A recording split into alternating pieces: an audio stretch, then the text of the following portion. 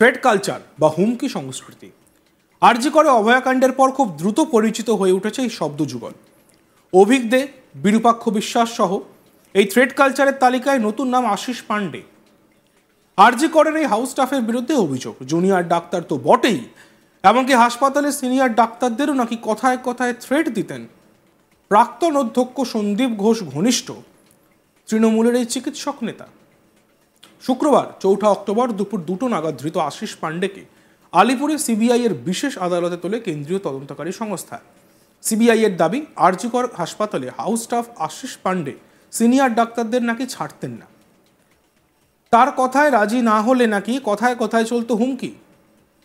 এমনকি উত্তরবঙ্গ সহ অন্য রাজ্যের বিভিন্ন জেলায় বদলি করে দেওয়ার বিষয়, মানে রাজ্যের অন্যান্য জেলায় বদলি করে দেওয়ার বিষয়েও আশিস হুমকি দিত বলে দাবি করেছে সিবিআই। কিন্তু একজন হাউস স্টাফের এত কি ক্ষমতা থাকে? সাধারণভাবে দেখলে অবশ্যই থাকে না, থাকার কথাও নয়। কিন্তু ভুললে চলবে না, এই আশিস পান্ডে সন্দীপ ঘোষ ঘনিষ্ঠ ছিল যে। এমনকি স্বাস্থ্য ভবনেও এই আশিস পান্ডের ভালোই প্রভাব ছিল বলে সূত্রের খবর। আর এসবের জন্যই সহজেই জুনিয়র সিনিয়র জ্ঞান না করে কথায় কথায় থ্রেট দিত এই আশিস পান্ডে।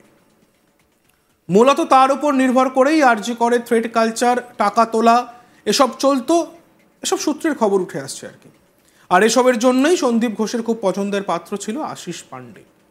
এহেন প্রভাবশালী আশিসের কাছে একটি মোবাইল ও বেশ কিছু নথি মিলেছে বলে কোর্টে জানায় সিবিআই শুক্রবার আদালতে জানায়, এহেন প্রভাবশালী এই আশিস পান্ডেকে আরও জেরা করা প্রয়োজন, তাই এখনই যাতে তাকে জামিন না দেওয়া হয় তাই জন্য তারা আবেদন জানান। যদিও আশিস পান্ডের আইনজীবী আনন্দ গঙ্গোপাধ্যায় পাল্টা বলেন, তার মক্কেল 2022 সালে এই কলেজে পড়তে আসেন। আরজি করে দুষ্টচক্র চলছে সেই 2013 সাল থেকে। তার মক্কেলের পক্ষে কখনোই এতটা প্রভাবশালী হয়ে ওঠা সম্ভব নয়। তদন্তকারী সংস্থা যেসব অভিযোগের কথা বলছেন সেসব তথ্য তারা কোথা থেকে পেলেন তা তারা জানাচ্ছেন না, শুধুমাত্র অনুমানের ভিত্তিতে একজনকে আটক রেখেছেন। বিচারক সুজিত কুমার ঝা উভয় পক্ষের বক্তব্য শুনে বলেন, আশিসের বিরুদ্ধে যে তথ্য সিবিআই জমা দিয়েছে তা গুরুত্বপূর্ণ, তাই এখনই তাকে জামিন দেওয়া সম্ভব নয়। আগামী সোমবার অর্থাৎ 7 অক্টোবর পর্যন্ত আশিসকে সিবিআই হেফাজতে থাকতে হবে। আর এই নিয়ে আমাদের প্রতিনিধি রাজেশের একটি রিপোর্ট আমরা দেখব। সিবিআইয়ের হাতে গ্রেপ্তার হতেই টিএমসিপি নেতা আশিস পান্ডের বিরুদ্ধে একের পর এক অভিযোগ এবার সামনে আসছে। সিবিআই তাকে আরজিকর হাসপাতালে দুর্নীতি মামলায় গ্রেপ্তার করে এবং গ্রেপ্তার করার পর কিন্তু সিবিআই সূত্রে বিস্ফোরক অভিযোগ সামনে আসছে। জানা যাচ্ছে সে ছাত্র নেতা হলেও, টিএমসিপির ছাত্র নেতা হলেও, আরজিকর হাসপাতালের হাউস স্টাফ হলেও সে ক্ষমতার অলিন্দে বাস করত। রীতিমতো প্রভাবশালী ছাত্র নেতা ছিলেন এই আশিস পান্ডে, যেটা সিবিআই সূত্রে খবর। তিনি আরজিকর হাসপাতালে হাউস স্টাফ হওয়া সত্ত্বেও আরজিকর হাসপাতালের সিনিয়র চিকিৎসকদের নাকি তিনি হুমকি দিতেন। যে থ্রেট কালচারের অভিযোগ উঠছে, সন্দীপ ঘোষের নেতৃত্বাধীন যারা জুনিয়র ডাক্তার ছিলেন তাদের বিরুদ্ধে যে থ্রেট কালচারের অভিযোগ উঠছে, সেই থ্রেট কালচারে আরও একটি নাম আশিস পান্ডে। এবং সেটা সিবিআই নিজে জানাচ্ছে আদালতে যে এই থ্রেট কালচারের গুরুত্বপূর্ণ অংশ হয়ে উঠেছিলেন এই ডক্টর আশিস পান্ডে। তিনি নাকি নিজের সিনিয়র ডক্টরদেরকে হুমকি দিতেন, যারা আরজিকর হাসপাতালের যারা সিনিয়র চিকিৎসক ছিলেন তাদেরকে হুমকি দিতেন এই ছাত্র নেতা ডক্টর আশিস পান্ডে। এবং 2022 সালে তিনি পড়তে এসেছিলেন আরজিকর হাসপাতালে। তারপর থেকে নাকি সন্দীপ ঘোষের সঙ্গে তার ঘনিষ্ঠতা এবং তৎকালীন প্রিন্সিপাল সন্দীপ ঘোষের সঙ্গে ঘনিষ্ঠতা সূত্রে তিনি প্রভাবশালী ছাত্র নেতায় পরিণত হন।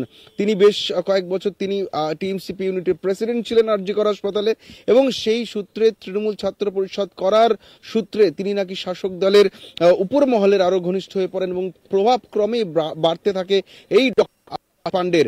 যেটা জানা যাচ্ছে যে তার পেছনে যদি কেউ কথা বলতেন, তাকে যদি কেউ কোনো সতর্ক করতেন বা অন্যায়ের প্রতিবাদ করতেন, সেটা জুনিয়র চিকিৎসক হতেন বা সিনিয়র চিকিৎসক, যে কোনো কাউকে নাকি তিনি গ্রামাঞ্চলে বদলি করে দেওয়ার হুমকি দিতেন, এমনটাই জানা যাচ্ছে সিবিআই সূত্রে। সিবিআইয়ের আরও দাবি, তার কাছ থেকে একটি মোবাইল এবং বেশ কয়েকটি গুরুত্বপূর্ণ নথি উদ্ধার হয়েছে, যে নথিতে কিন্তু তার বিরুদ্ধে অভিযোগ প্রমাণ হচ্ছে এবং আরজিকর হাসপাতালের নির্বিচারে তোলাবাজি চালিয়ে যেতেন এই আশিস পান্ডে, এমনটাই অভিযোগ সিবিআই এর। কেন্দ্রীয় তদন্তকারী সংস্থা সিবিআই এর দাবি, যে সন্দীপ ঘোষের অত্যন্ত ঘনিষ্ঠ তৃণমূল ছাত্র পরিষদ নেতা আশিস পান্ডে আরজিকর হাসপাতালে রীতিমতো তোলাবাজি করতেন, এবং যে আরজিকর হাসপাতালে যে তোলাবাজির সিন্ডিকেট চলেছে, যে দুর্নীতি চলেছে, যে আর্থিক নয়ছয় চলেছে, তার মধ্যে একটি বড় গুরুত্বপূর্ণ একটা রোল প্লে করেছেন এই ডক্টর আশিস পান্ডে, যার হাত ধরে দুর্নীতি সংগঠিত হয়েছে এই সন্দীপ ঘোষের মাধ্যমে, এবং তাকে জেরা করতে গিয়ে কিন্তু আশিস পান্ডের নাম সামনে আসে, এবং সেখান থেকে কিন্তু সিবিআই তদন্তে আতশ কাচের তলায় ছিলেন আশিস পান্ডে। তাকে দুবার ডেকে জিজ্ঞাসাবাদ করে crime branch, CBI special crime branch এবং অ্যান্টি করাপশন ব্যুরো, কিন্তু তাকে ডেকে জিজ্ঞাসাবাদ করার পর তাকে গ্রেপ্তার করেছে। তার কারণ যে তোলাবাজির অভিযোগ উঠেছে, যে দুর্নীতিতে যুক্ত থাকার অভিযোগ উঠেছে, সেই সূত্রে বেশ কিছু তথ্য প্রমাণ তার হাতে পেয়েছেন, যার সদুত্তর দিতে পারেননি আশিস পান্ডে। এরপরে তাকে গ্রেপ্তার করা হয় এবং তোলাবাজির অন্যতম কাণ্ডারি বলে আশিস পান্ডেকে চিহ্নিত করেছে সিবিআই। থ্রেড কালচার বা হুমকি সংস্কৃতি আরজি করে অভয়াকাণ্ডের পর খুব দ্রুত পরিচিত হয়ে উঠেছে এই শব্দ যুগল। অভিক দে, বিরূপাক্ষ বিশ্বাস সহ এই থ্রেড কালচারের তালিকায় নতুন নাম আশিস পান্ডে। আরজি করের এই হাউস স্টাফের বিরুদ্ধে অভিযোগ জুনিয়র ডাক্তার তো বটেই, এমনকি হাসপাতালের সিনিয়র ডাক্তারদেরও নাকি কথায় কথায় থ্রেট দিতেন প্রাক্তন অধ্যক্ষ সন্দীপ ঘোষ ঘনিষ্ঠ এই তৃণমূলের চিকিৎসক নেতা। শুক্রবার 4 অক্টোবর দুপুর 2টো নাগাদ ধৃত আশিস পান্ডেকে আলিপুরে সিবিআই এর বিশেষ আদালতে তোলে কেন্দ্রীয় তদন্তকারী সংস্থা। সিবিআই এর দাবি, আরজিকর হাসপাতালে house staff Ashis Pandey senior ডাক্তারদেরও নাকি ছাড়তেন না। তার কথায় রাজি না হলে নাকি কথায় কথায় চলতো হুমকি, এমনকি উত্তরবঙ্গ সহ রাজ্যের অন্যান্য জেলায় বদলি করে দেওয়ার বিষয়েও আশিস হুমকি দিত বলে দাবি করেছে সিবিআই। কিন্তু একজন হাউস স্টাফের কি এত ক্ষমতা থাকে? সাধারণভাবে দেখলে অবশ্যই থাকে না, থাকার কথাও নয়। কিন্তু ভুললে চলবে না, এই আশিস পান্ডে সন্দীপ ঘোষ ঘনিষ্ঠ ছিল। এমনকি স্বাস্থ্য ভবনেও এই আশিস পান্ডের ভালোই প্রভাব ছিল বলে সূত্রের খবর।